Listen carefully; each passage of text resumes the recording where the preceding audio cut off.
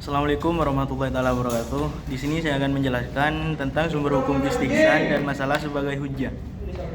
Definisi istihsan. Secara etimologis, istihsan merupakan bentuk masdar dari lafal yang berarti menganggap baik, seperti ungkapan hal ini senada dengan ucapan Abu Hanifah yang dikutip oleh Abu Zahra. Istihsan mengabaikan maksud dalil dengan cara pengecualian atau pemberian rukhsah karena berbeda hukumnya dalam beberapa hal. 2. Hukum dasar istihsan. Sejarah munculnya istihsan sebagai dalil hukum maka berawal dari persoalan penerapan qiyas sebagai dalil hukum. Kenyataannya dalam beberapa hal qiyas tidak dapat difungsikan karena tidak relevannya dengan masalah yang dimaksud. Penyelesaian dengan metode tersebut kemudian disebut dengan istihsan. Macam-macam istihsan ada 5. Yang pertama adalah istihsan dengan nas, yakni penyimpangan atau suatu ketentuan hukum berdasarkan ketetapan qiyas pada ketentuan hukum yang berlawanan dengan yang ditetapkan berdasarkan nas Alkitab dan Sunnah.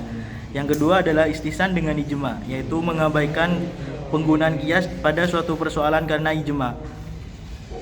Yang ketiga adalah istihsan dengan darurat hajat, ialah adanya kondisi darurat dan kebutuhan yang mengharuskan seseorang mujtahid tidak memperlakukan qiyas atau kaidah umum atas suatu masalah. Yang keempat adalah istihsan dengan urf dan adat, ialah penyimpangan penetapan hukum dari ketentuan qiyas karena adanya urf yang sudah biasa dipraktikkan dan telah dikenal dalam kehidupan masyarakat. Dan yang kelima adalah istihsan dengan qiyas kafi, yaitu memalingkan suatu masalah dari ketentuan hukum qiyas yang jelas pada ketentuan hukum qiyas samar dan tidak jelas, tetapi keberadaannya lebih kuat dan lebih tepat untuk diamalkan. Definisi maslahah. Maslahah mursalah ialah segala sesuatu yang bermanfaat bagi manusia, baik yang bermanfaat untuk meraih kebaikan dan kesenangan yang menjadi tujuan syarak, bukan kemaslahatan yang semata-mata berdasarkan keinginan dan hawa nafsu manusia saja. Macam-macam maslahah. Yang pertama adalah maslahah daruriyat. Yang dimaksud dengan maslahah pada tingkatan ini ialah kemaslahatan yang menjadi dasar tegaknya kehidupan asasi manusia, baik yang berkaitan dengan agama maupun dunia.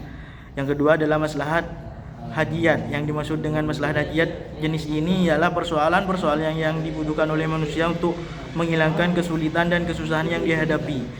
Yang ketiga adalah maslahat taksiniyah. Maslahat ini sering pula disebut dengan maslahat takmiliyah. Yang dimaksud dengan maslahat jenis ini ialah sifatnya untuk memelihara kebagusan dan kebaikan budi pekerti serta keindahan saja. Yang keempat adalah maslahat mu'tabarah. Yang dimaksud dengan maslahat jenis ini ialah kemaslahatan yang terdapat nas secara tegas menjelaskan dan mengakui keberadaannya.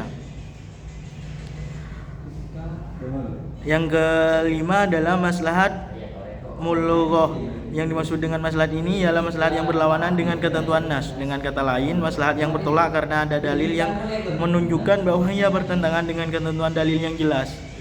Dan yang terakhir adalah maslahah mursalah. Yang dimaksud dengan maslahat ini ialah maslahat yang secara eksplisit tidak ada satu dalil pun baik yang mengakuinya maupun yang menolaknya.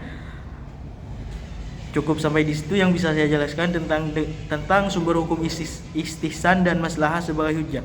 Kurang lebihnya mohon maaf. Wassalamualaikum warahmatullahi wabarakatuh.